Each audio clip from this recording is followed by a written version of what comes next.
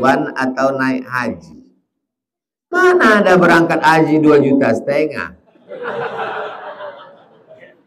Kurban dengan haji itu tidak apple to apple. Kurban dengan haji itu apple to upil. Ini pertanyaannya. Jadi antum tetap kurban 2,5 juta. ONH tetap nggak ngaruh. Paham? Kecuali pilihannya dua.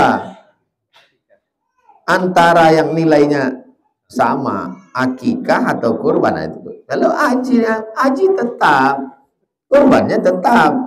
Jangan tiap tahun pas ditanya, Bapak tak kurban Pak? Saya mau haji. Tiap tahun itu terus alasan. Masalahnya orang tua saya tak mau kurban karena ingin mengumpulkan dana untuk haji. Pak Haji belum haji lagi. Bapak tetap mau kurban.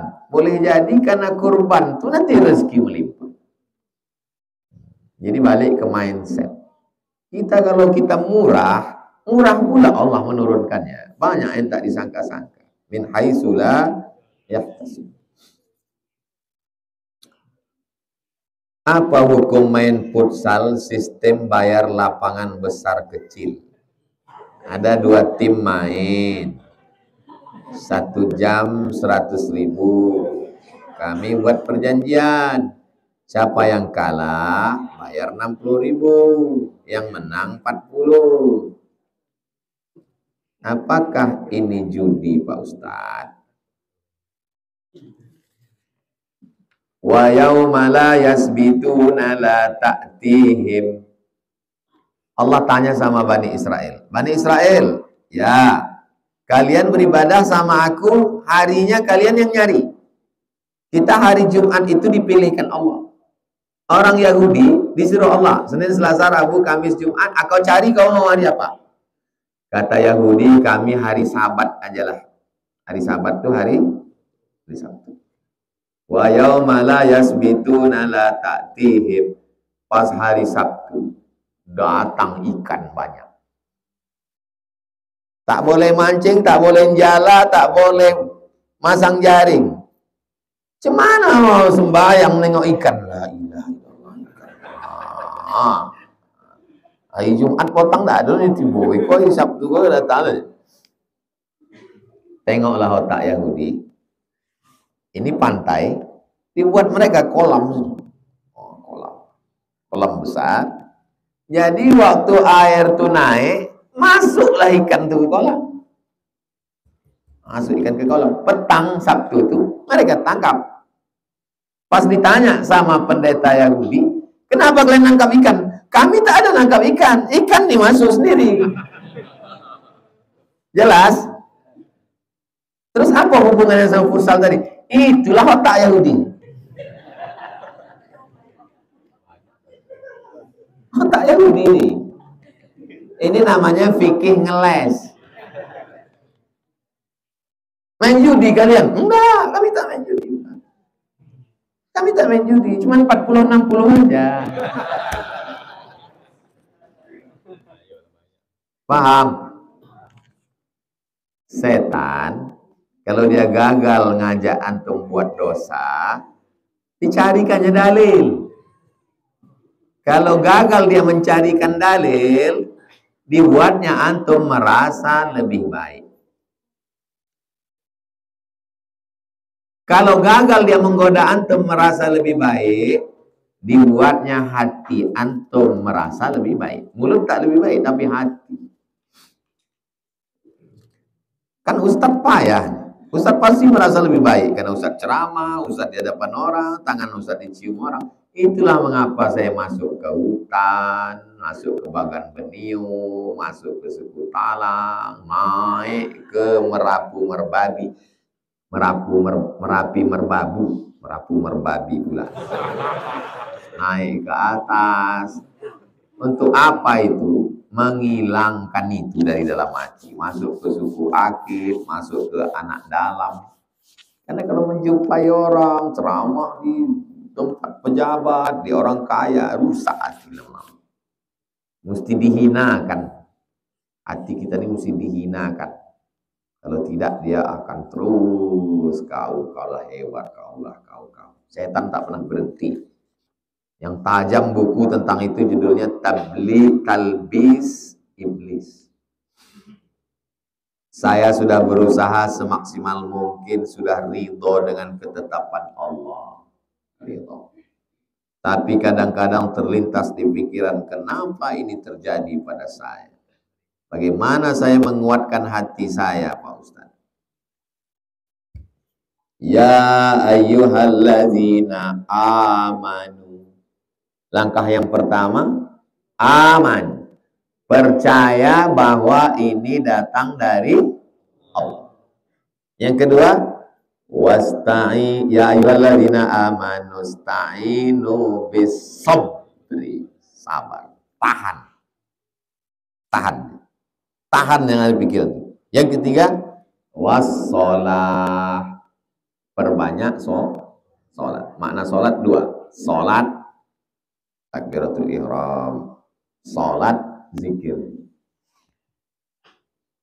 Tiga ini langkah yang bisa dilakukan. Amanu bis-sabri wassalah. Tak lebih tak kurang daripada itu. Kemana pun antum pergi, amanu bis-sabri wassalah. Tapi dia masih tetap ada terlintas, Pak Ustaz. Berarti masih hidup. Kalau udah tidak ada terlintas lagi, berarti antum udah tak ada di jasad lagi. Udah keluar antum dari jasad. Selama masih ada lintasan-lintasan, kita tidak disuruh berhenti, kita disuruh berusaha untuk melawan lintasan itu dengan banyak zikir. Atau terlintas dia tutup. Astagfirullah. Allahumma sholli ala sayyidina Muhammad.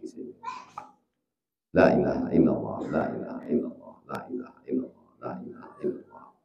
Istighfar 100, selawat 100, la ilaha illallah 100. Ambil tasbih Allah dalam untuk menghilangkan. Dia kalau berbunyi di sini, kontak dia kemana? Allah.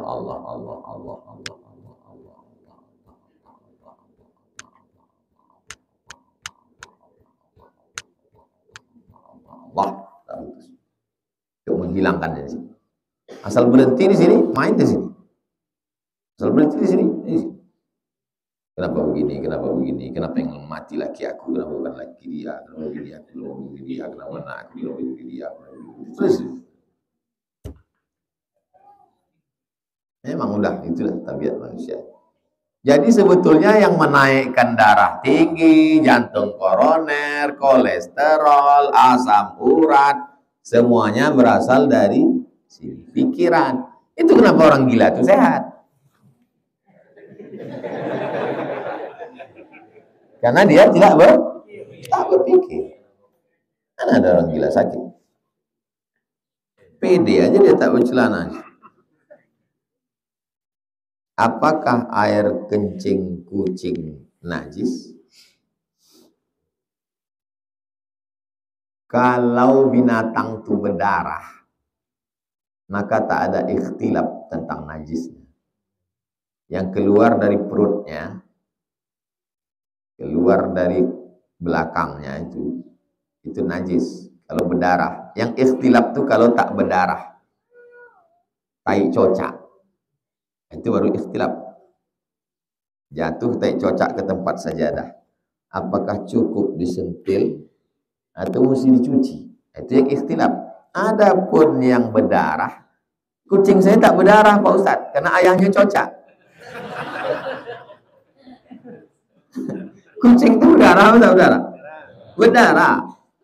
Maka tak ada ikhtilaf.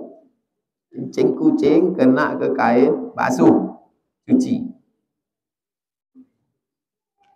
Masuk kain sejadah kena kencing kucing dalam mesin, apa nama mesin cuci? Mesin cuci ya. Masuk dalam mesin cuci, berputar, keringkan. Jangan langsung jemur. Karena mutanajis nih. Semua yang di dalam tuh baju koko sama kain itu jadi najis. Karena udah bercampur dengan najis. Setelah keluar airnya, masuk bilas. Kalau perlu 2 kali bilas. Emak saya ini dulu mengajar saya. Mengajar alif bata, mak. Mengajar memasak. Nanti kau kuliah ke YIN, tak ada duit membeli, beli cabai, bawang, tomat, giling, jahe, lengkuas, masuk ke kuali, udah menggelogak, mendidih, masukkan ikan, dibasuh, ikan itu dibasuh, dicuci, selawat, celana, cocok, bagian ketiak, bagian kaki digosok, jangan pakai pemutih, nanti lapuk, dikasih sabun, jemur ke panas, jangan sampai kering. Udah agak-agak mau kering baru dikocek untuk supaya bersih. Malu awak, ketiak busuk, hitam. Mak saya, ya Allah, mendidik saya. Sampai ke memasak, sampai ke mencuci. Nanti kain sesudah dimasukkan, dibilas. Waktu membilas berselawat kau. Maka saya buat tulisan, bukan perempuan biasa. Karena perempuan biasa hanya melahirkan aja. Mengandung lagi, melahirkan lagi, ibu engkaulah. Mak saya bukan sekedar melahirkan, ibu al-madrasatul ula. Jadi sampai hari ini saya memasak, mencuci, belajar, mengaji. Begitulah kita mendidik anak-anak kita. Walaupun kita bukan ibu, walaupun kita ayah, insya Allah. Amin. Bagaimana hukum memakai bulu mata palsu? Sekarang saya tengok bulu mata itu sampai gulak ke atas. Macam bulu ayam. Dia berkedip, kita pingsan. Hadisnya riwayat Abdullah bin Mas'ud. La'anallahul washimat. Allah melaknat perempuan tukang buat tato. Karena zaman dulu tukang buat tato itu perempuan.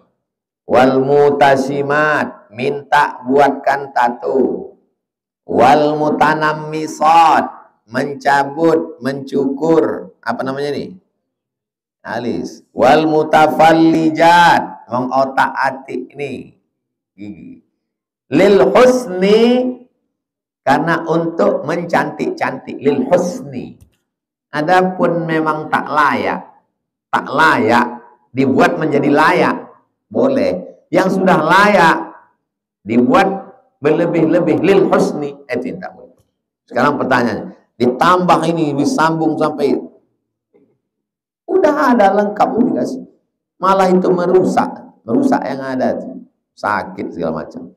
Sebetulnya, wahai saudariku perempuan, ku kasih tahu kalian, kami yang laki-laki menengok perempuan itu dengan makeup itu bukan takjub, takut. Nah, aku kasih tahu, ini sebagai sudut pandang. Mungkin laki kalian tak jujur selama ini. Waktu ditanya, bang, adek cantik enggak? Wow, sebetulnya laki kau tuh penipu. Kami laki-laki ini menengok makeup yang mengerikan itu, tapi dia aja merasa, dia aja merasa itu kerja setan. Wala udhillannahum, aku sesatkan mereka. Wala umanniyannahum, aku buat dia berfantasi, berimajinasi, berhalusinasi. Aku yang paling cantik, aku yang paling hebat. Makanya orang-orang yang operasi plastik, oplas, pakai makeup, dia merasa. Orang nengoknya biasa aja, tapi dia merasa. Ini penyakit kejiwaan. Perempuan yang biasa-biasa aja, wajahmu cantik bukan karena bulu matamu sambung 3 kali pakai bulu mata ayam. Wajahmu cantik karena bekas tahajud, cahaya wudhu. Ibu sudah berapa umurnya? Hampir 40. Tapi sisa-sisa kecantikannya, kata tetangganya. Kenapa ya nggak ada pakai makeup? Ini bekas wudhu. Jadi ibu sangka kami ini tayamum semua. Bagaimana cara menasihati orang tua terbiasa merokok di tempat umum, sementara orang yang merokok tidak menyadari bahwa di sekitarnya banyak anak-anak, orang tua dan ibu-ibu. Kan sudah tertulis di apanya itu. Rokok dapat merusak kesehatan. Papanya merokok dapat merusak kesehatan. Yang merusak kesehatan itu rokok nan dampe. Kalau diboli enggak.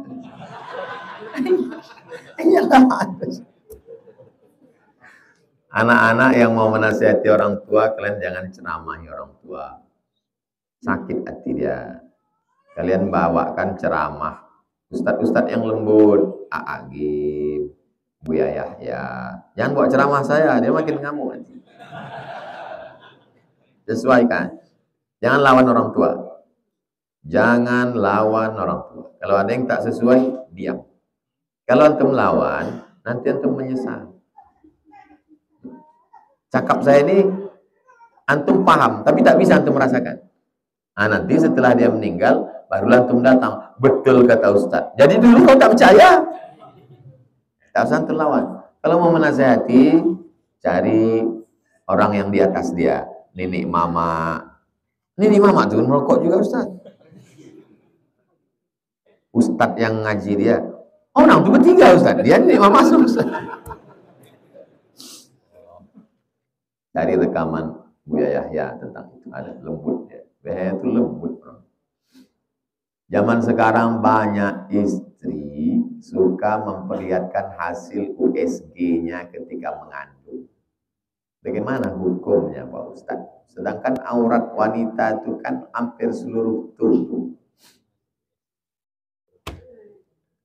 Innal mar'ata, sesungguhnya perempuan, idza balagatil mahid, kalau sudah sampai usia haid, la yasluh laha an yura minha, tak boleh nampak illa hadza, kecuali ini, wa hadza, dan ini.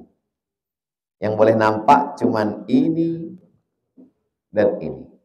Yang dimaksud dengan ini menurut mazhab Syafi'i, zahiruha, ini, wa batinuha, ini zahir, ini batin, ini batin, ini zahir.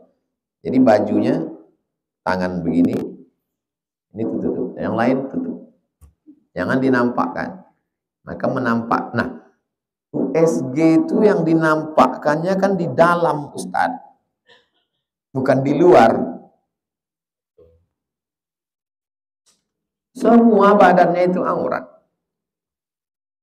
Bahkan kalau dia mau menjaga, suaranya pun tak boleh dia keluar. La takhda'na bil qaul, jangan bersuara mendesah, lemah gemulai, tak boleh. Kenapa? Yatma'al ladzi fi qalbihi marad. Jadi saya tak pernah saya posting. Dibagikan kepada mertua supaya dia tahu. Kalau mau menjaga. Adapun bagi orang yang mengambil ilat sebab yang membolehkan, dalil dia, kata dia yang nampak itu yang kulit yang zahir nih. Adapun jantungnya, jantung bininya, endoskopi masuk ke dalam. Endoskopi itu kamera dimasukkan ke dalam. Dipoto ususnya. Tengok. Karena di dalam itu alasan dia. Tapi kalau kita mau menjaga, lagi pula apalah gunanya itu diposting?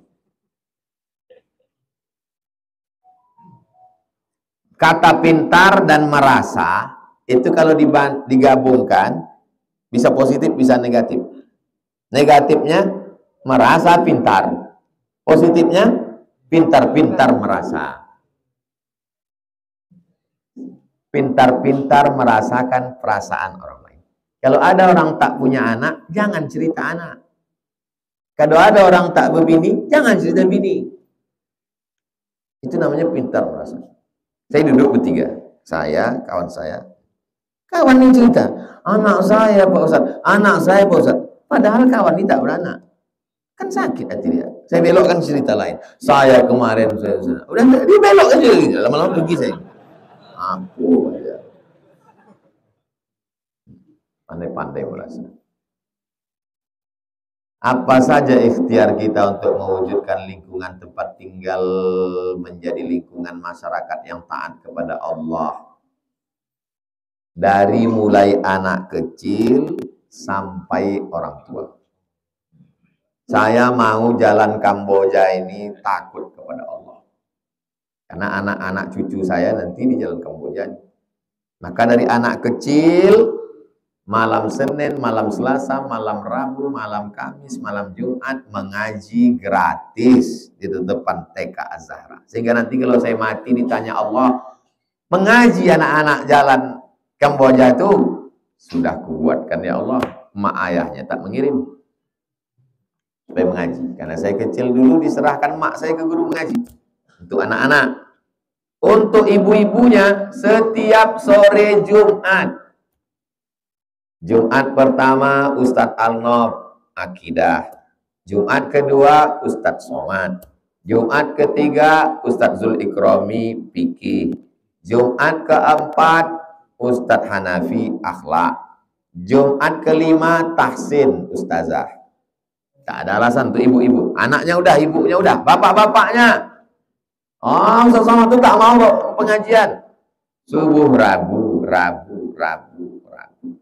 Sehingga nanti di akhirat, kau kenapa tak mengaji?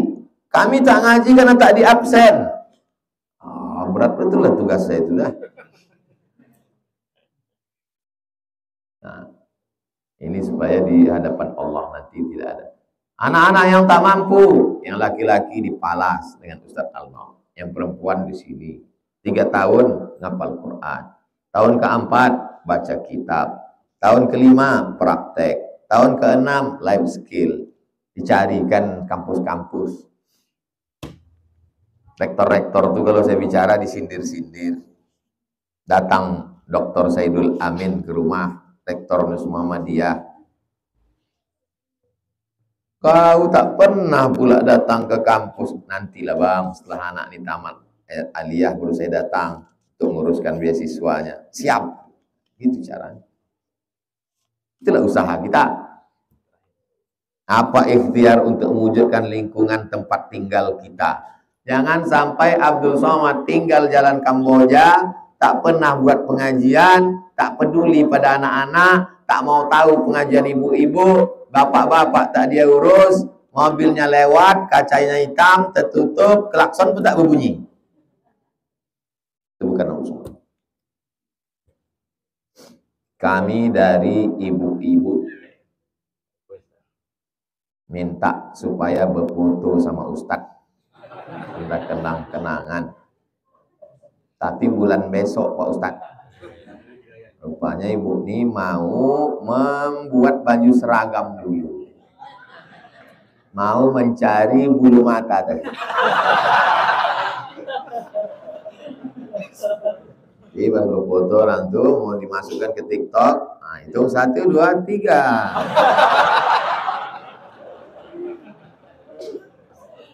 Kenapa Ustadz Somad tuh tak mau berfoto sama perempuan?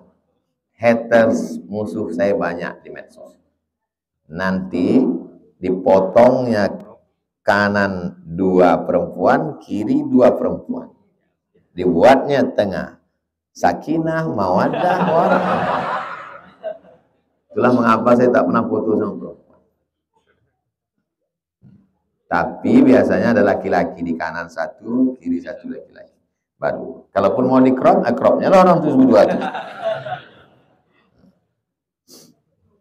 Terakhir, Ustadz dapat salam dari pemuda remaja masjid Datu Pangan, Kecamatan Barus.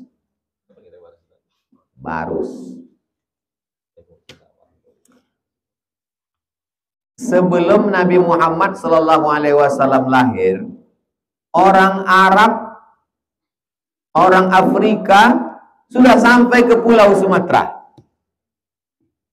Kata Profesor Nakwib Alatas, guru besar di IIU International Islamic University, lulusan dari Cambridge University Inggris. Apa argumentasinya orang Mesir sudah sampai ke Sumatera? Antum tahu mumi?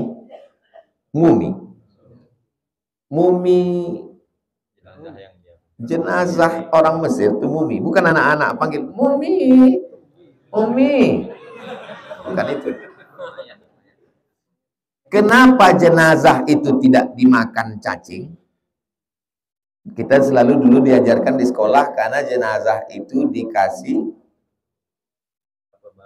rupanya setelah diteliti, kapur barus. Kapur barus salah satu alat rempah-rempahnya dibalut pakai kain mumi. Kalau belum paham mumi, tulis mummy written.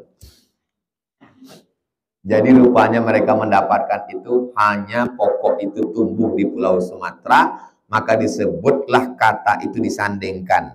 Kapur Barus. Barus itu nama pantai di letaknya sekarang Sumatera Utara, Kabupaten Tapanuli Tengah. Makanya di situ ada makam tinggi di atas, yakini zaman sahabat Nabi Muhammad SAW. Jadi negeri kita ini luar biasa, yang tak bisa tumbuh di tempat lain ada di sini. Salah satu kata bahasa Indonesia yang masuk dalam bahasa Arab adalah kata kafur. Kafur maksudnya kapur, bukan kapur tulis, kapur barus. Demikianlah tausiah pada subuh ini. Kita sholat sunat isyraq 2 rakaat. Kita tutup dengan membaca doa. Mudah-mudahan Allah Ta'ala memperkenankan segala permohonan kita. Diberikan ketenangan hati, istiqamah iman dan Islam ala hazihin niyah. Al-Fatihah. A'udzubillahi minasyaitonirrajim. Bismillahirrahmanirrahim. Alhamdulillahi rabbil alamin. Arrahmanirrahim. Maliki yaumiddin. Iyyaka na'budu wa iyyaka nasta'in. Ihdinas siratal mustaqim. Shiratal ladzina an'amta 'alaihim ghairil maghdubi 'alaihim waladdallin. Amin. Allahumma shalli 'ala sayyidina Muhammad wa 'ala ali sayyidina Muhammad. Ya Rabbi bil Mustafa balligh maqasidana waghfir lana ma madha ya wasi'al karami. Sampaikan segala maksud niat baik kami, ampunkan segala dosa-dosa kami. Allahumma rzuqna al-istiqamata 'ala syari'atil gharra wa tariqatil bayda. Berikan kami istiqamah iman dan Islam. Rabbana fir lana dzunubana, ampunkan dosa kami, wali abaina ayah kami, wali ummahatina emak kami, wali azwajina pasangan hidup kami, wali asatizatina guru-guru kami, wali masyayikhina para masyayikh kami, wali man hadarana semua yang hadir di majelis ilmu ini ya Allah. Rabbana hab lana minas sholihin, jadikan anak-anak kami, mahasiswa-mahasiswa kami, anak-anak yang soleh dan solehah. Wahfazhum min kulli su' wa syarr wa makruh. Jaga mereka dari segala perbuatan maksiat dan dosa. Rabbana atina fid dunya hasanah wa fil akhirati hasanah wa qina azabannar. Wa sallallahu ala sayyidina Muhammad wa ala alihi wasallam. Walhamdulillahi rabbil alamin. Taqabbalallahu minkum. Wa minkum taqabbal ya karim. Terima kasih segala perhatian. Mohon maaf banyak kata tak berkenan di hati menyinggung perasaan. Usolli sunnatal isyraq raka'ataini lillahi ta'ala. Assalamualaikum warahmatullahi wabarakatuh.